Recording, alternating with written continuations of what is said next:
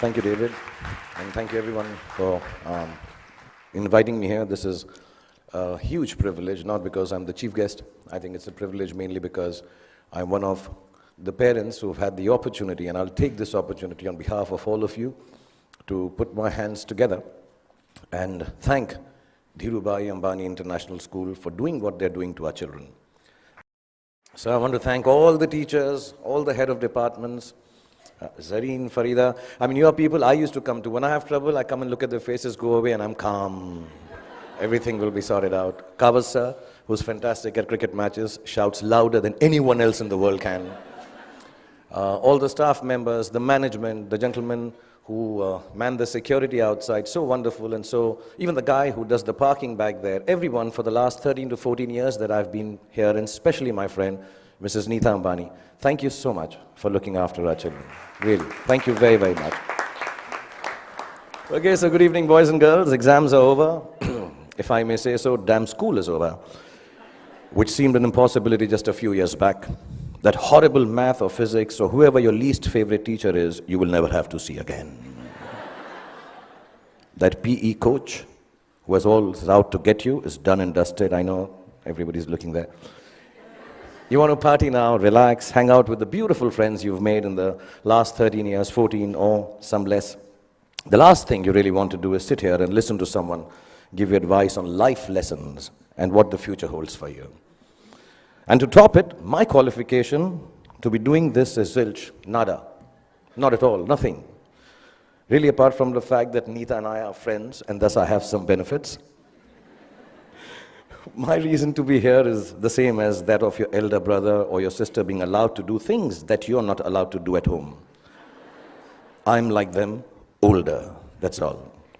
So if you think that I have had a successful career, as I was getting very embarrassed when David was recounting, because also it's been so many years since I've gotten an award now, yeah. This is like got to work harder. So also if you think I've had a successful career, a great past performance and my experiences of it are no assurance that it'll work in the future for you or work for you at all. And anyway, none of what I say today you will remember as soon as you're out of here. Or maybe even earlier, because you're still sleeping from the big party you guys had last night.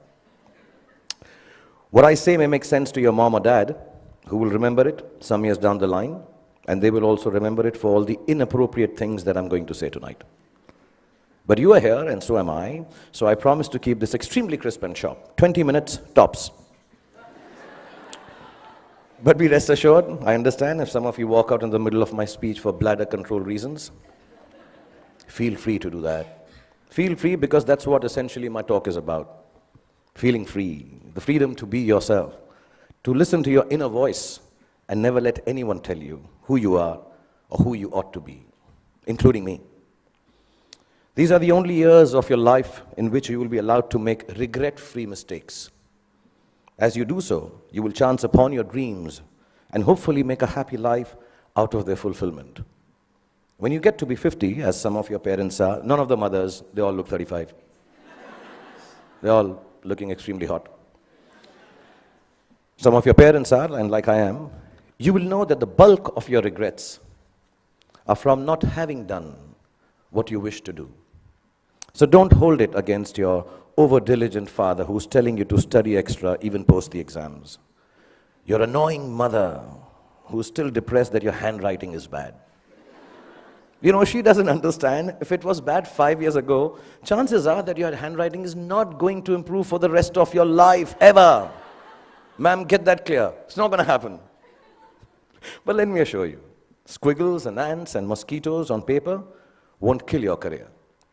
Any doctor here will tell you, indecipherable hieroglyphics may actually be a career booster. Don't be angry that your parents tell you that friend of yours is not good company, he is spoiling you. And please don't hold it against them when they tell you, he's a movie star's son, he'll become a hero, what about you?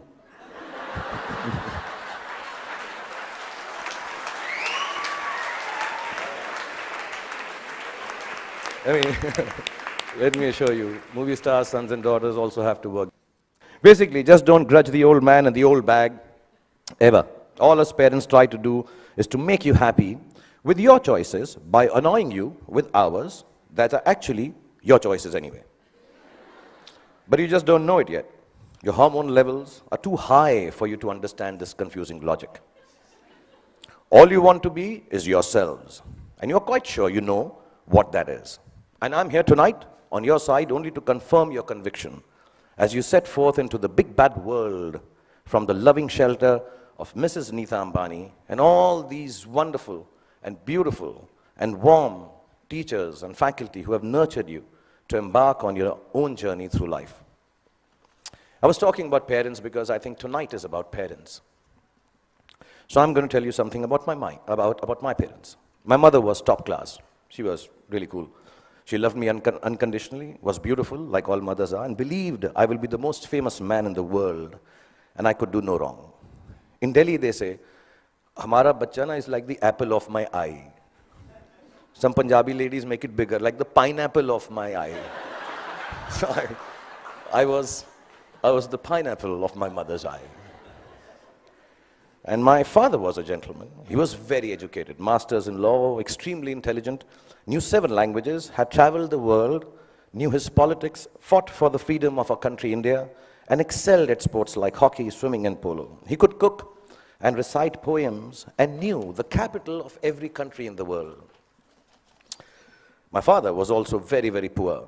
He was unemployed and struggling to make ends meet for 15 years of my life that I had the privilege of knowing him.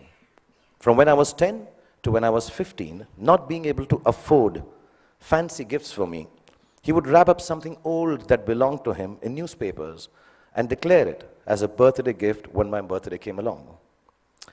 This, in the next 11 and a half minutes left that I have, is the story of the 5 gifts my father gave me and how they helped me become what I am today.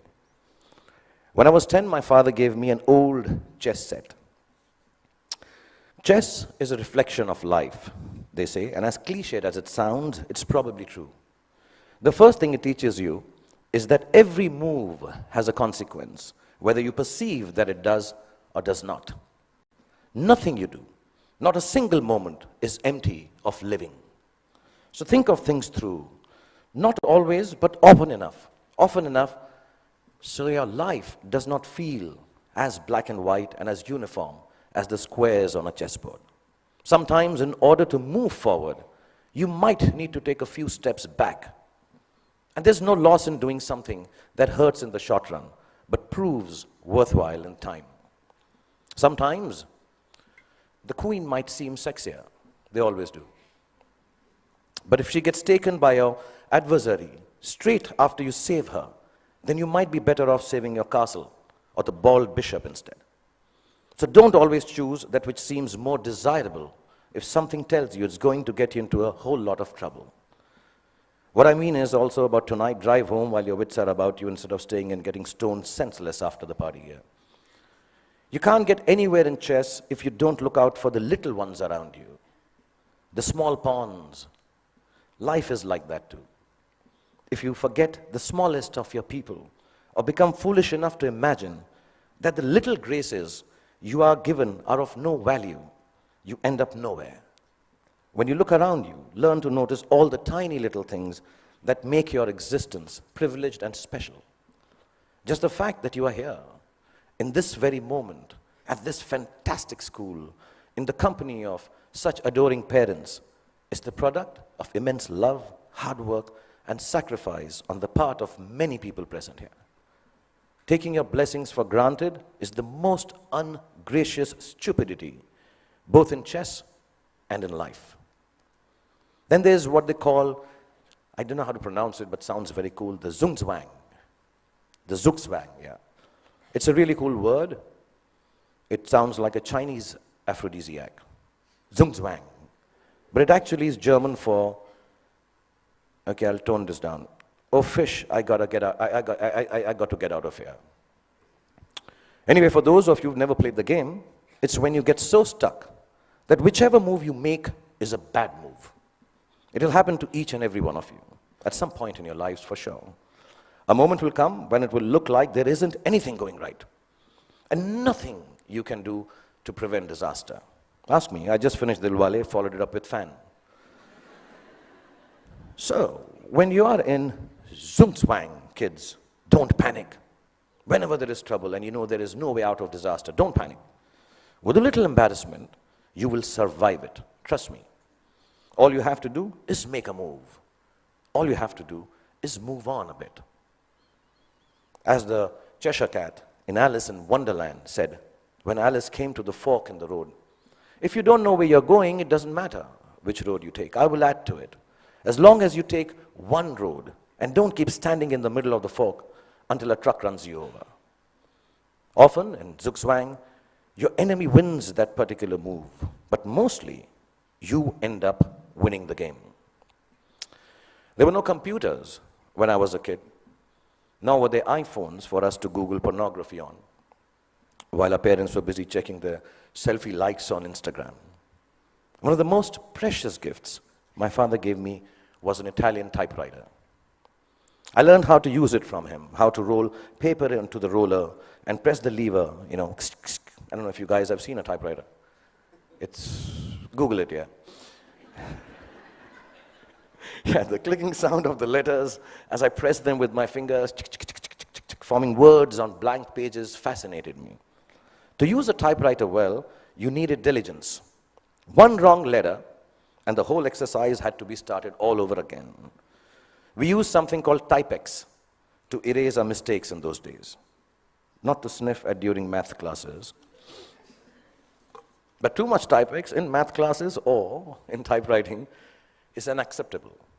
So we had to learn how to move our fingers accurately, to make words out of thoughts with efficiency, and do it over and over again till we got it just right.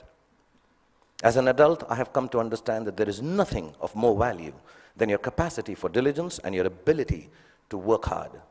If you can outwork your adversaries and your employees, you can ensure your own success in whatever it is you choose to do. Whatever you're doing, do it once. Then do it one more time, even more carefully.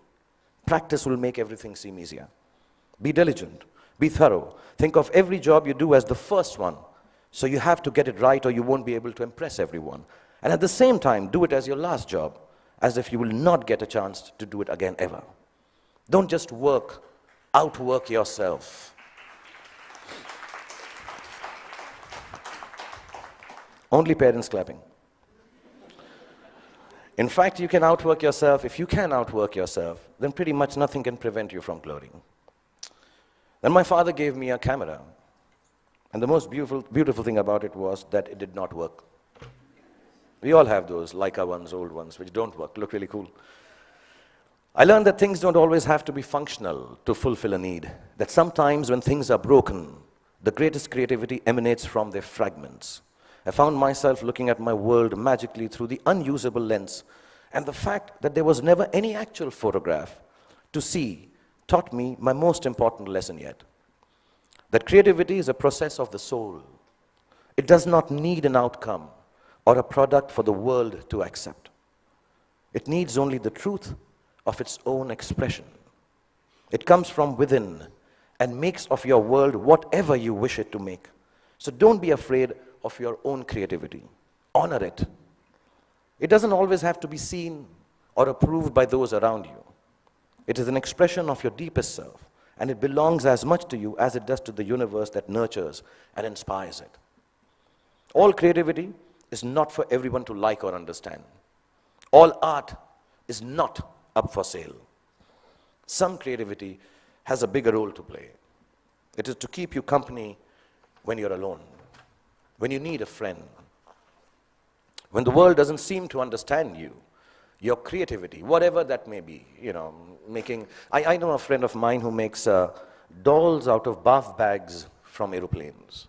Whatever your creativity is, your creativity will be the only thing that will keep you inspired and satisfied. Honor it to the end, whatever it may be. Mine is poetry. I write rubbish poetry. It's so bad that sometimes I cringe to read it myself. It's crap. But I write it. It is my secret place. It is mine to make me feel free and happy. So you find yours, and if the world loves it, good. If it doesn't, even better, because now you will truly have a friend. So keep your creativity intact. My father was a funny guy. He had the capacity to turn any kind of serious situation in a way that it seemed less stressful, with a bit of humor. Without a sense of humor, the world will always be a dull and dreary place. No darkness or despair should ever be beyond a good and a hearty laugh. I'm going to tell you a few incidents. If you're not bored, I have about 7.5 minutes left. We used to live on the 3rd floor of an apartment building, and as people on 3rd floor tend to do, my friends and I used to throw things down from the balcony. You know, wrappers, tidbits, dog shit wrapped in newspapers, the usual stuff, yeah. One day, the old gentleman on the ground floor, there always is an old senile gentleman on the ground floor. He had had enough of our daily droppings. He charged at us, yelling at the top of his voice, भाई साहब, ऊपर से चीजें नीचे आती हैं, ऊपर से चीजें नीचे आती हैं. And you know, the whole mohalla, the colony emerged to witness the spectacle. My father was there, I was mortified. And he kept screaming, ऊपर से चीजें नीचे आती हैं. And my father calmly looked at him and said, चाचा जी, ऊपर से चीजें नीचे आती हैं, ये न्यूटन ने बहुत सालों पहले बताया था. आप कोई नई बात बताओ, अंदर बैठ के चाय पी के बात करते हैं. And it instantly diffused the situation. The old man smiled. We went into the apartment, worked out how dog shit needs to be disposed of properly over a cup of tea, and life was back to normal again. And there was another incident I'm going to relate. I had been eyeing this attractive, dusky girl who lived in our building. As smooth as I have always been with ladies, for some reason it occurred to me that if I blew up her letterbox with a Diwali cracker called Atom Bomb, she'd be very impressed with me. I've always been good with girls like that, yeah. I know things girls like. In this insanely romantic belief of mine, her letterbox soon exploded before her eyes. And I still don't know why the desired effect of running into my arms in slow motion was replaced with a screaming drama in which she flew up the stairs screaming, Amma, come here, Amma, ingeva, Amma, ingeva. She was a Tamilian lady, yeah. I took my chance, and as all macho men should do, I fled the scene. A few hours later, the doorbell rang. I looked through the magic eye, and the mother of the love of my life was standing outside looking incensed. I found a place to hide. My father opened the door. The lady began to rattle off a complaint. Your son this, your son that. Sorry, my Tamil is not good, but it sounded like that. And he listened patiently and then responded, you know, ma'am, as you were speaking, I was getting angry with my son. But then suddenly I realized how beautiful you are. And I can imagine if your daughter looks anything like you, how can my son be blamed for falling in love with her and behaving so stupidly? The lady went silent as my father continued telling how beautiful she was. And then she became a little coy. Another cup of tea was had, and she said to me sweetly, Beta, just because my daughter is so beautiful, you shouldn't behave badly with her. You should come home, sit with us, and be friends. So not only did my dad get me off the hook for blowing up the girl's letterbox, he actually got me inroads to a long, satisfying relationship with the love of my life that lasted 6 days. Because then I realized that dating beautiful girls has its downside. Every boy in the colony made advances at her, so I was regularly beaten up in my attempts to offer her some boy-friendly protection. But that's another story. The point being, learn to laugh at yourselves every chance you get. If you can manage not to take yourself too seriously, no matter how big a shot you become, or how lowly, useless, trivial you feel, you will instantly disarm life's power to beat you down. It makes you braver to face ugliness because it changes your perspective. Humor is actually the deafness to see the world, the reality, for the transient farce it really is. It's like a talisman for survival. Cultivate it and allow it to lighten every heavy moment. Wear it like a vulgar tattoo if you don't already have one. Don't ever let it get washed away in the turbulently beautiful seas of life. It's your ticket to staying young and childlike forever. And you'll realize why it matters to stay childlike when you're my age. And you watch this speech on YouTube with your children. I'll probably have kicked the bucket by then, having smoked enough cigarettes to light up a forest. But I certainly hope that you will have understood what I understand now. No, not that smoking kills, that part is okay.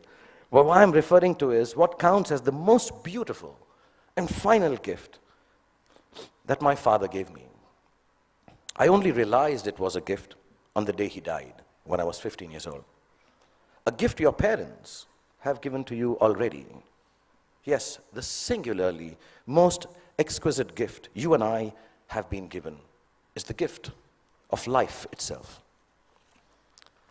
There is nothing that marks a man or a woman out from the ordinary more perfectly than grace. Grace is the consciousness that life is bigger than we are, and therefore our gratitude for it must match its vastness. It is the understanding that everyone we encounter, whether they are loving towards us or offensively abrasive, is a human like we are. It is knowing that experiences shapes human beings, and no matter how good we are at something or how successful we may become, we are never better than the other person. If you can live your life with grace towards those around you, you will accomplish more than you could if you became the President of America. That came out wrong, knowing that Donald Trump is so close to becoming the President of America. I didn't mean that. I'll rephrase that, guys. If you can live your life with grace towards those around you. Okay, actually, what the hell? Because I came here and told you a secret that I write rubbish poetry, I'm going to read out a poem and end this. This is the most rubbish poem you'll hear, but keep it in your heart because I'm the damn chief guest tonight.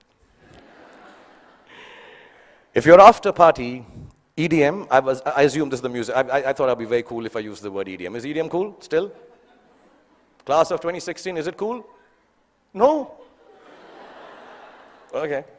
If your after party EDM stone sunrise has found you, with dog-shipped wrappings and friends that will not confound you, and you start on this journey with a brave heart about you, if you live life with grace towards those around you, you'll get where you have to, and it won't astound you.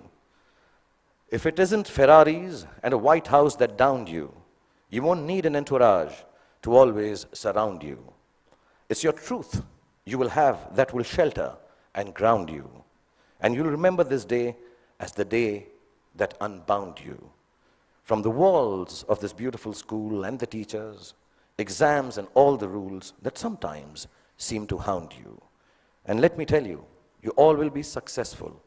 Let me remind you. Now it was remind, but because it's not rhyming, so I...